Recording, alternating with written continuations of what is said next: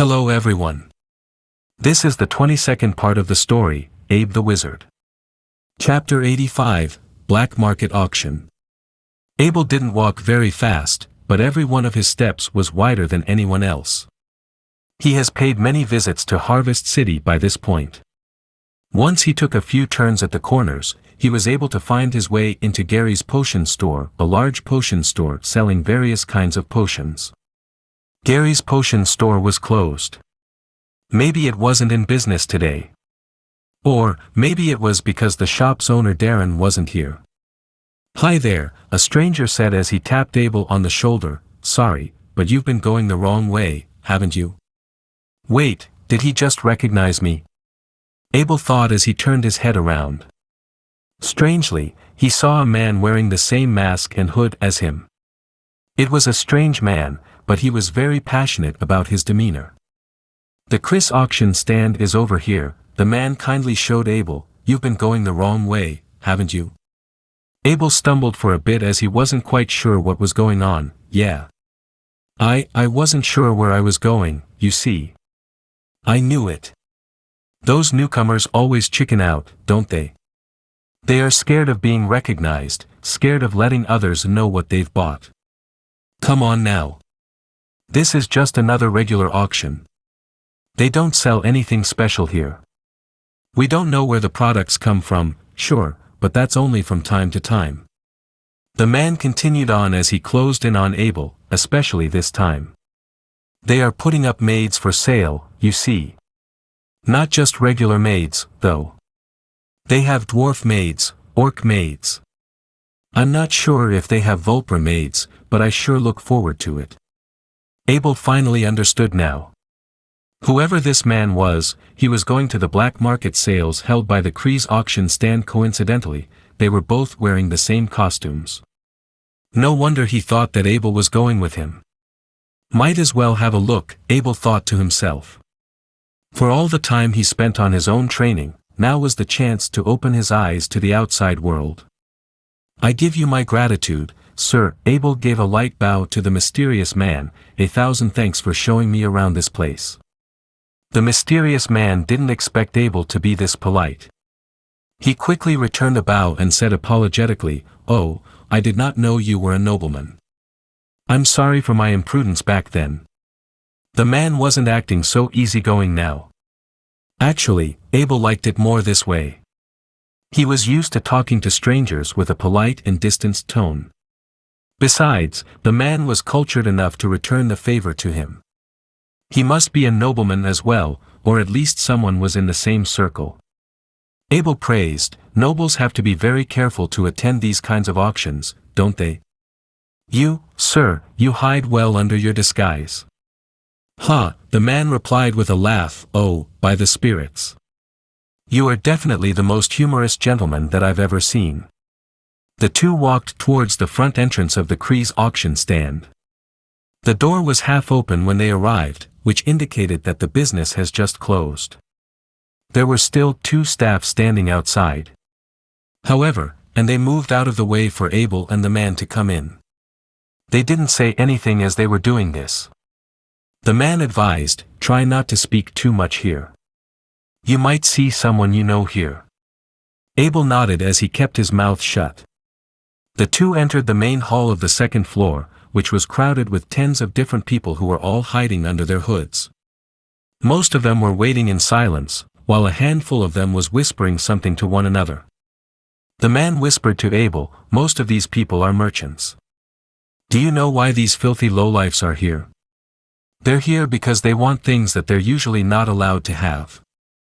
"Oh, dear spirits," Abel exclaimed, "aren't they afraid to be punished by the Royal Arbitral Tribunal?" Abel could tell how jealous this man was getting when he mentioned those merchants. While merchants had a low status in this world, they were often much wealthier than a lot of the upper-class noblemen. The man replied, "That's why this place exists, no?" Abel asked, "What exactly is this place? What kind of influence is behind it to make it operate?" "Come on, who else inside the Duchy of Carmel can do this?" the man said sarcastically. "Surely it can't be the nobles. Why would they spend the time to do something like this?" If you're really interested in finding out the answers, you might want to ask those royals who spend their whole lives inside their castle. Oh, so that's what it is, Abel exclaimed in his mind. There's no concrete evidence behind, but it could be Middleton George, the seventh prince's idea. Why else would this place be right next to Gary's potion store? A thin middle-aged sudden came out and walked towards the auction stage. Judging from the fancy suit he was wearing, he must be the host of today's sale. Good evening, everyone. Welcome to the Kree's auction stand. My name is Hopper, and I'll be the host of today's auction. Thank you all for coming today. There wasn't much of a reaction coming from the crowd. Apart from the few who clapped their hands, most just looked at Hoppy in silence. They were obviously more interested in something else. Hopper knew that, so he waved his hand around and got to the main part right away. Soon, the staff brought a plate that was covered in a red drape. As Hopper removed the drape, everyone could see that a knight's heavy sword was underneath. The more Abel took a look at it, the more familiar he seemed to be with it. If he wasn't mistaken, this piece was something that he himself had made. Our first item is a knight's heavy sword, crafted by none but the pride of Harvest City, the legendary master blacksmith and the lord of his own domain. Yes, ladies and gentlemen, this masterpiece here is forged by Master Abel's own hands. Based on what we know from our network, you wouldn't find more than 10 of these blades on sale in the market. The crowd suddenly got quite rowdy after that. Apparently, Abel's sword seemed to have captured a lot of attention from them. Hopper was really glad to see that. He was the one who proposed to have it as today's first item, and the plan has worked out exactly the way he had hoped it to be. As some of you may know, Master Abel's magic weapons have always been very popular. Ever since Master Thorin Oakenshield has labeled them to be around 50,000 gold coins in their worth, it has become difficult for them to be sold in most regular markets. Because of this, we had to move this piece right here all the way from Beikong City. Hopper continued on with a very dramatic tone. The bottom price will be 1,000 gold coins. 100 gold coins for every time someone raises the offer. I repeat, everyone raise is 100 gold coins. We will now begin the auction with a knight's heavy sword that Master Abel has forged. Abel could tell for sure now. It really was a sword that he has made. It wasn't his finest work, but it was a sword of 100 skills. It was strange to see it here, though. It was a knight's heavy sword, something that could only be wielded by a knight or a nobleman. Most people couldn't even lay their eyes on something like this. 1,000 gold coins, a low voice came over. Whoever called it out, Abel could tell that he was trying to hide his real voice. 1,100. Another raised his left arm and shouted. 1,500. 1,800. That was already twice the normal price they would sell in an ordinary market. These people were simply mad. Abel couldn't find other ways to explain this. Anyone wishes to bid higher? Remember, this is a sword that Master Abel has made himself. Whether you want it for a collection or for training purposes, this is about the best option that you are going to see in a very, very long time. As Hopper continued to tempt the crowd, the price was finally raised to 2,200 gold coins. Hopper decided to call stop here, 2,200 gold coins now. Does anyone want to raise? Okay, then. 2,200 gold coins once. 2,200 gold coins twice. 2,200. A voice suddenly called out from Abel's side, 2,300 gold coins. What the hell? Abel turned his head around.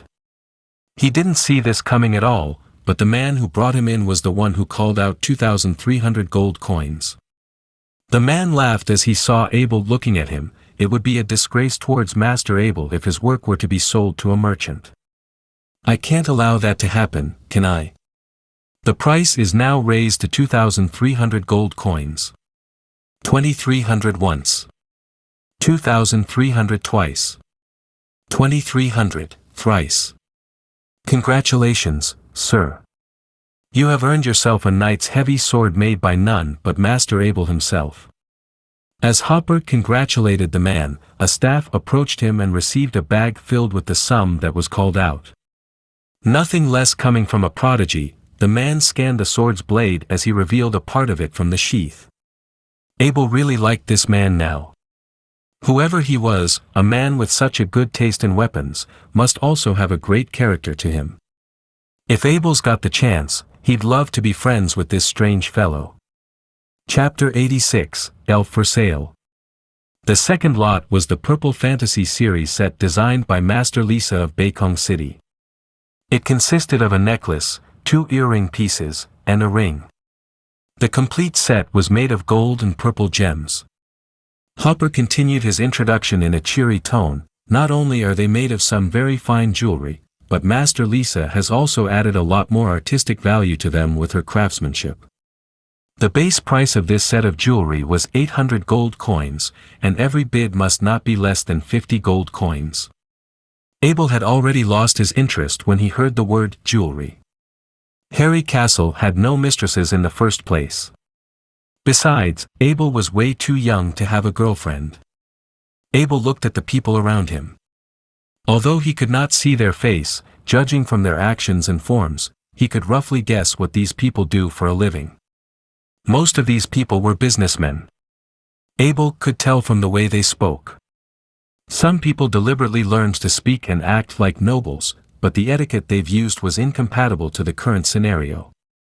Abel was sure that some of them were trained since childhood. Most people might not realize it, but Abel could easily tell them apart from the others. These nobles rarely raised their hand to raise the price. Instead, they seemed to be waiting for something else to come up. Abel was kind of the same. He, too, had no interest in the next dozen or so items that were put up for sale. Most of these items were items previously used by mistresses of noblemen. Since most people had no access to them, they were directly auctioned here in the black market. Actually, if the ones who sold these items were not nobles, to begin with, they would have been arrested by the Noble Arbitral Tribunal if they decided to wear those in public. Looks like you haven't bought anything at all. Were you also waiting for the last item? The man next to Abel asked. I'm not really interested, Abel replied. Something's been bothering me, though. Just why are there so many people who are out to buy these luxurious items? Surely most of them aren't nobles, so what would they do if they actually get their hands on them? Aren't they scared of getting arrested? You don't know a lot about merchants, do you? The man said and explained. You see, the merchants are an insignificant and prideful bunch. Apart from the gold that they have, not much else is enough to give them any comfort. To answer your question, no, they aren't afraid of getting arrested, because after they've managed to purchase something here, all they are going to do is to put what they've bought inside their houses. Rather than wearing the items, they are just going to spend their time looking at them. The man explained. Oh, my spirits! What unique taste these men have! Abel exclaimed. For someone like him, it was hard to imagine if all the jewels and fancy clothes inside his castle were all stored inside a collection room. Here, my dear customers and guests, is the last lot of today's auction. I know. This is probably why so many of you have visited us today, so please enjoy yourself as we introduce you to our next lot. Despite having introduced dozens of items today, Hopper was not getting tired at all.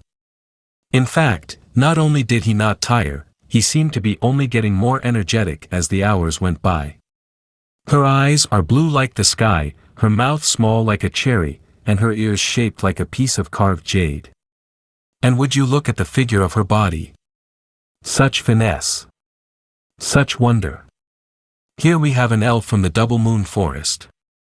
Under Hopper's dramatic introduction, a female elf in cuff walked up towards the auction stage. There was a small iron chain attached to her handcuffs, and the other end of the chain was pulled by the guard. The female elf looked young. Childlike, even. This was an underage elf girl, with a fearful look on her face and a lot of distress showing from her pair of blue eyes. This is an elf who has yet to lose her virginity.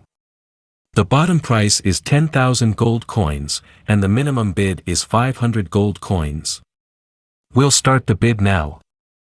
Hopper shouted. 10,000 gold coins. Someone shouted as soon as Hopper finished speaking. 11,000 gold coins. 11,500 gold coins. 12,000 gold coins. The auction became very lively now. There were several who hadn't called out any prices yet, and they were going all out at the same time. Abel frowned and asked the man next to him, "The principality has banned the sale of any slaves other than orcs. How is that we have an elf on sale here?" "I also don't know, either," the man responded, and suddenly screamed as he checked his wallet, "Oh, no. I didn't bring enough money today, . Abel shook his head at the sight of this. It was probably Prince Middleton George who was responsible. For someone who could trade with the Wirgins, selling elves would most certainly not be taboo for him. 15,000 gold coins, one of the customers yelled as he looked around for anyone willing to compete with him, the murderous spirit, chi, starting oozing out of his body. An elite knight. Abel was shocked. He did not expect that an elite knight would appear on such occasions. While this man was not as powerful as Viscount Dickens or Fowler, the chi he released was not something anyone could possess. This man actually used his chi in public, and not to mention that it was targeted at normal people. Some people were already collapsing because of this. As weak as the aura of an elite knight was, it would still take about a month for most people to recover from it. "Why don't you continue the auction?" The elite knight spoke with a rather cocky tone in his voice. He seemed kind of proud to have injured so many people all by himself. "How dare you?" Hopper scoffed without fear as he knew how well connected the Kree's auction stand was. Instead of complying with this troublemaker who was trying to order him around, he decided to turn to the guards. "Catch him," Hopper told his men, but boy, he really made a miscalculation here. In a blink of an eye, all 6 intermediate night guards fell on the ground and started moaning in pain. Like how any fight between a child and a grown-up was, the combat chi of an elite knight could easily crush any intermediate knight in his way. Abel knew that the elite knight was holding back. He wasn't looking to commit murder in Harvest City, obviously. While the black market was not protected by law, as long as no one died here, no one would bother to report on the elite knight. "Looks like I've saved 15 grand for myself," the elite knight laughed, then kicked Hopper off the auction stage with one kick. He didn't even look at Hopper's bodyguards, as they were all too frightened to even stand up on 2 legs. Without anyone in his way, he came straight towards the enslaved elf. "Greetings, my lovely elf lady. I have always wanted an elf as a maid. You will be my exclusive maid from now on. From this point onward, I will be your master till the end of my days." The elite knight feigned politeness as he introduced himself to the elf. The elf girl was too shocked to say anything. While looking around with her big pair of eyes, she desperately searched for any help that could come and rescue her. Abel did not want to get involved, but when he saw the helplessness and despair in those eyes, he was reminded of the time when he first came to this world. He was reminded of being scared and alone every single day, just like this elf girl was. She was now in the human world, surrounded by malicious people who wanted nothing but to exploit her. The elite knight reached out and grabbed the chain on the elf's handcuff. While doing so, a mysterious force interfered and stopped him right where he was at. "Who the hell are you?" The elite knight was very annoyed. If he didn't know that elves were up for sale here, there was no way that he would be coming to this dirty place today. And to have someone interfering him from getting what he wants, that just pissed him off even more. Abel looked at the elite knight in front of him and found it funny because Abel just found out that the elite knight in front of him didn't bring his weapon in order to hide his identity. Finally, an opportunity to fight an elite knight empty-handed, Abel thought to himself. Lord Marshal no longer wanted to fight empty-handed with Abel in Harry Castle. Lord Marshal and every knight in the world seriously lacked the skill of fighting empty-handed, so the reason that Lord Marshal refused to fight empty-handed was that the knights never learned any empty-handed fighting skills. Chapter 87, The Elite Knight of Rodney. Abel said as he gently placed the chain on the fairy girl's hands, "Stand aside. I'll try not to drag you into this." The fairy girl could sense Abel's good intentions, but she couldn't understand what he meant. As more relaxed as she seemed to be, she wasn't moving at all. Abel sighed as he saw this. He tapped the fairy girl on her back, then led her to the auction stand. While doing so, he kicked the bodyguard down from the auction stage. Such disrespectful move angered the elite knight. He charged towards Abel and began grabbing him by the front chest. He was fast, but Abel was able to respond on reflex.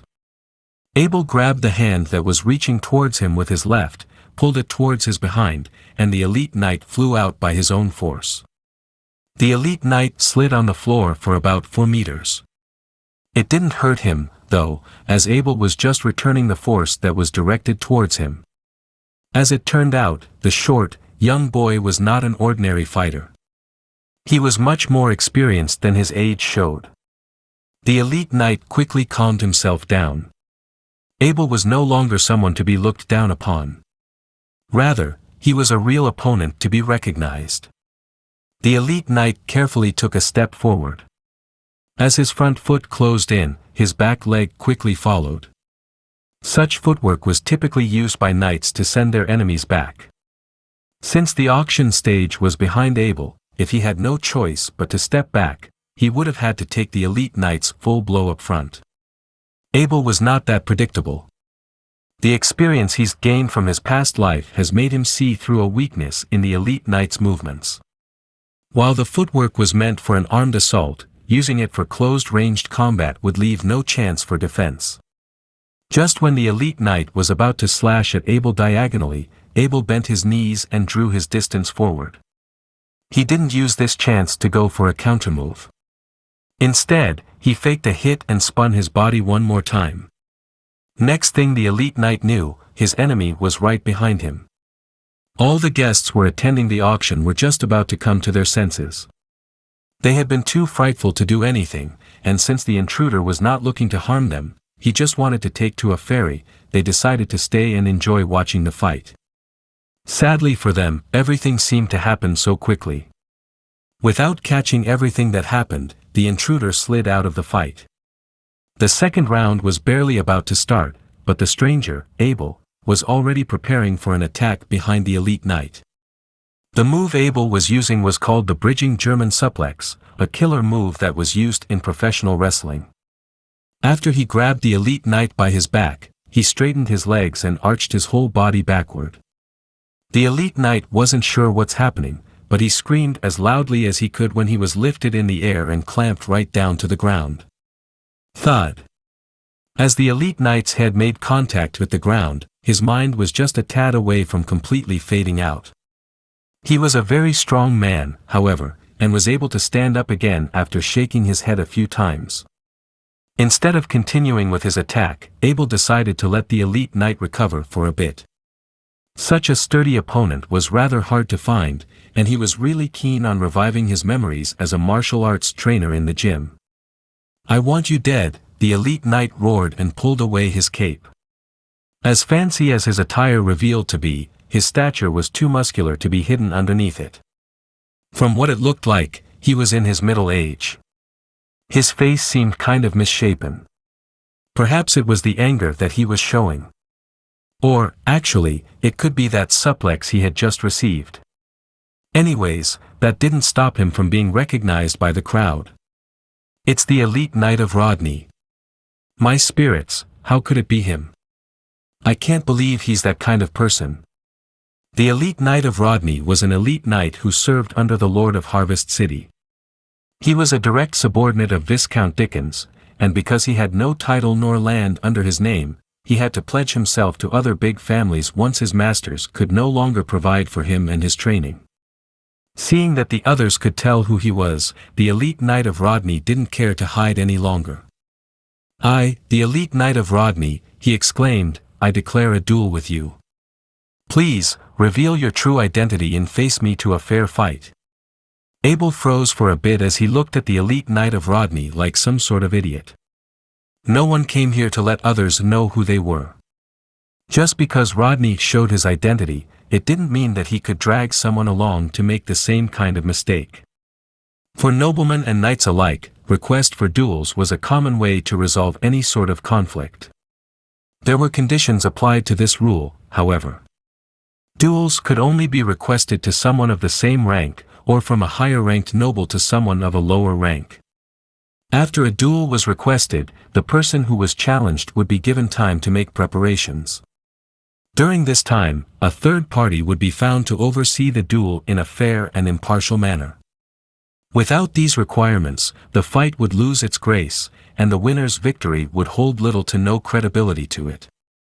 As justified as that seemed, the elite knight of Rodney was being kind of dirty to have asked Abel to reveal his true identity. Even if he had lost a duel right here, he could easily have his revenge after he knew what Abel looked like. Abel said clearly and loudly, "You have no right to declare a duel with me. What you are doing right now is a direct violation to the decree of knights." All the noblemen who were present understood immediately. Not only was the mysterious man, Abel, a knight, he was also in a higher rank than the elite knight of Rodney. Not only did the elite knight of Rodney have no right to fight him, but he would also be charged with violating the decree of the knights. If Abel showed his true identity right here, Rodney would have had no way to prove his innocence. Worst case scenario, he might even be investigated by the noble arbitral tribunal.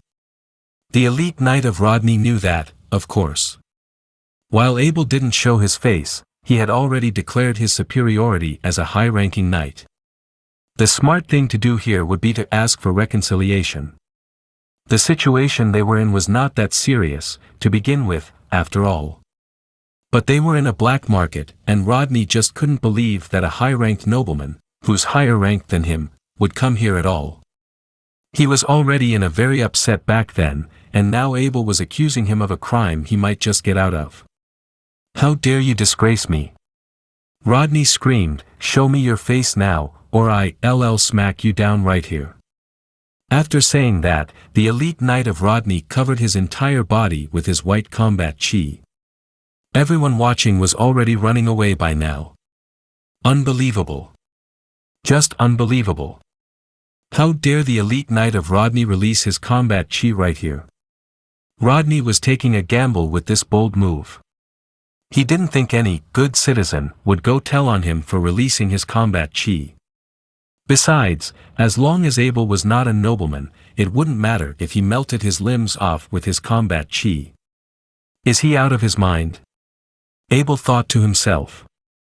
When he just became a beginner knight, the first thing Lord Marshal told him was to not show his combat chi in the city or in front of any nobleman. Without respecting this rule, a knight would no longer be considered civil by his community. From Rodney's perspective, he was really starting to get scared. Instead of running away like the others, Abel was just starting there and observing his next move. Such composure and mentality could only belong to a true upperclassman. Fine, if that's how it is, he thought. It was too late to stop here, anyway, so he quickly reached for Abel's hoodie with his chi-covered hand.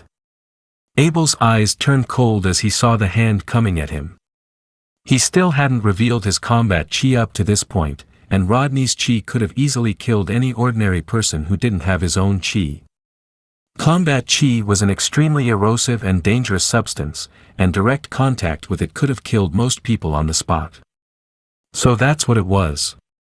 Rodney wasn't looking to see how skilled Abel was at fighting. Even if Abel was the best martial arts fighter in the world, if he didn't have his own chi core to cover himself in combat chi, Rodney could have just neutralized him by touch. Chapter 88, Becoming an Intermediate Knight. Abel viciously stuck out his hand. Without hesitation, he grabbed the elite knight of Rodney by his combat chi-filled hand. Immediately, Abel jumped off the ground. He used one of his legs to lock down the neck of his opponent, and the other locking down the chest. Abel squeezed both of his legs, tightly hugging the waist for his dear life. He would not let the Knight of Rodney escape. At the same time, the two men fell onto the floor. Abel madly pulled with his arms, and the Knight of Rodney let out a scream of agony.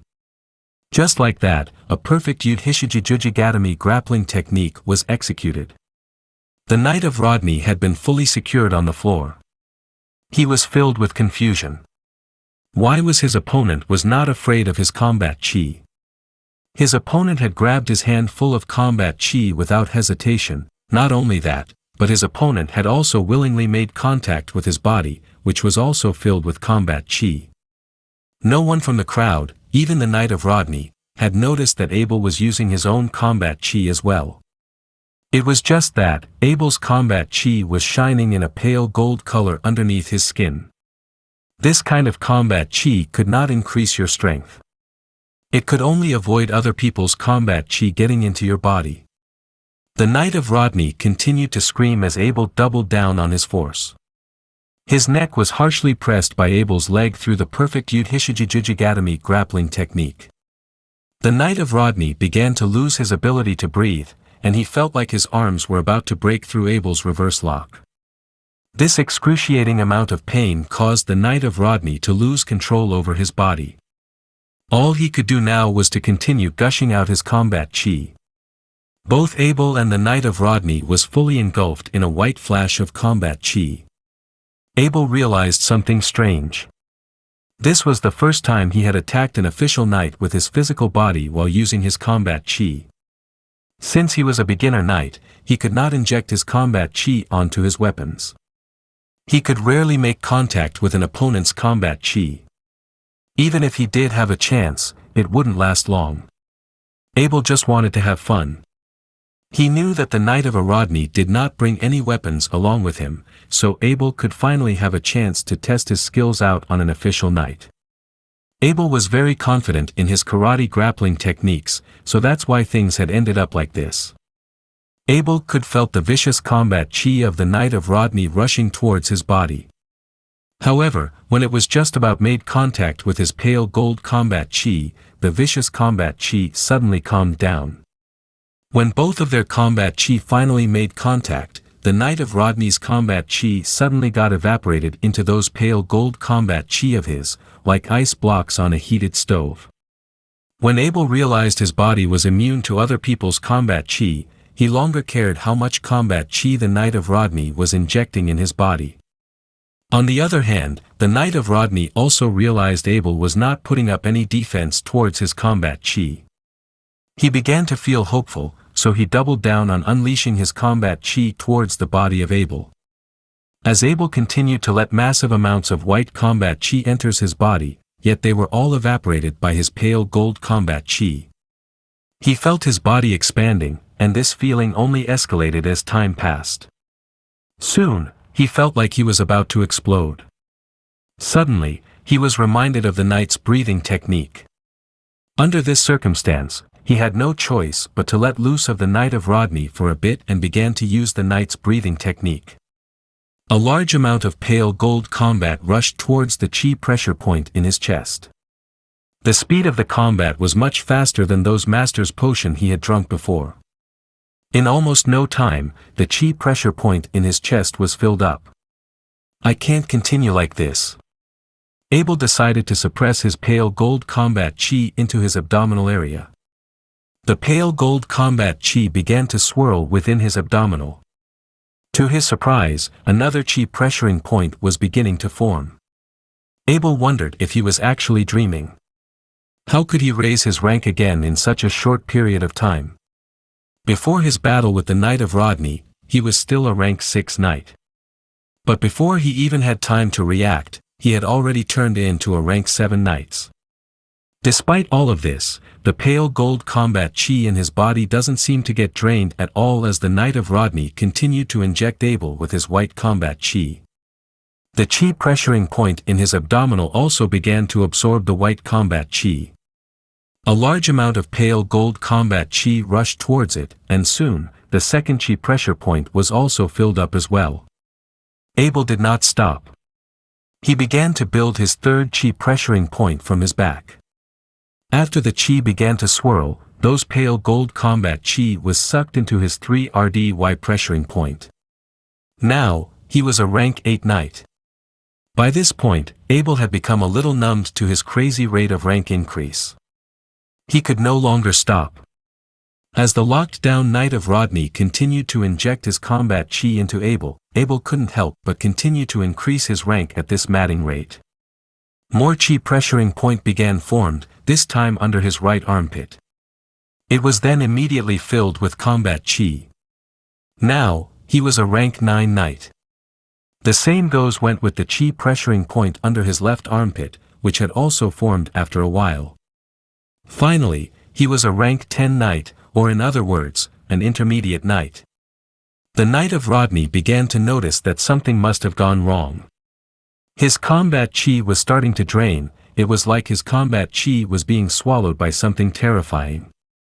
It had all vanished into the void after it entered the body of his opponent. By that point, the Knight of Rodney wanted to stop his combat chi, but Abel's body was like a giant blood-sucking worm, tightly latched onto his body and ruthlessly sucking his last bit of remaining combat chi. Abel felt like a chi pressuring point was about to form his palm. If it was successful, he could officially become an intermediate knight. Abel decided to form this first intermediate knight chi pressuring point on his right palm. It seemed like the most logical thing to do. Other than left-handed knights, most intermediate knights would choose their right palm. Abel felt like his entire body of combat chi began to vibrate chaotically. He felt a burning sensation in his right palm. Pale gold combat chi began to travel towards his right palm slowly. Then, they began to swirl faster and faster. Because of this chi pressuring point in their palm at an intermediate knight could cover their weapons in combat chi. This chi pressuring was what joins a knight's combat chi to the external world. By the time the chi pressure point had formed in his right palm, the combat chi within Abel's body had already become balanced. It no longer needed to rush towards the chi pressuring point within his right palm. However, that chi pressure within his right palm did not like that, and it began to viciously suck like a man dying of thirst in the desert. At first, the Knight of Rodney thought Abel had stopped sucking his combat chi. As he was just about to enjoy a sense of relief, suddenly, an immensely powerful sucking force came from the right palm of Abel. Even the last remaining bit of combat chi within the Knight of Rodney had been forcefully sucked dry by Abel's right palm. Even after all these sucking, Abel's right palm was still only half full. Could this be the star inhaling DFA? Abel was a bit confused. He had only practiced the knight's breathing technique. It was nothing special. The only difference was that his combat chi was a pale gold color. Could this be the reason? Abel's pale gold combat chi was different from the legendary combat chi of God. The real combat chi of God was the most advanced combat chi technique. They had attained their gold color through to the massive amount of training. Although those who were able to unleash these advanced combat chi technique did not have a bigger core, their core was a lot denser. That's why their combat chi had turned gold up to a point. However, Abel could only use normal combat chi techniques. His core was built on forcefully sucking overflowing amount of combat chi. If another person had tried to do this, they would most likely get blown into pieces by an excessive amount of chi. Since Abel had also used his power of the will to build his core had become as dense as iron, and a lot bigger than normal. You could say Abel's core was a deformed one, yet it was so unique, so no one could ever replicate it. Every unique aspect of Abel had played a part in the formation of this deformed core. From the existence Horadric Cube, which allowed Abel to combine so many master's potions, to his unmatchable power of the will, and who could forget his forging knowledge and calm personality. All of these traits were not easy to attain. You are a monster. You are a monster. By this point, the Knight of Rodney was completely devoid of fighting power. Every single bit of combat chi in his body had been completely sucked dry, and even his combat chi seed had disappeared. Now, he was only a combat chi less rubbish with the title of an elite knight. If he wanted to regain his combat chi, he had to start with his training all over again. With the mixture of anger and fear, the knight Rodney had never felt this hopeless in life. He could not do anything other than mutter. His voice was so soft that only Abel could hear what he had said. This marks the end of part 22 of the story, Abe the Wizard. Thank you for listening. Please like the video and hit the subscribe button to listen more. Hit the bell icon to get notified of all the new content uploaded to the channel ASAP.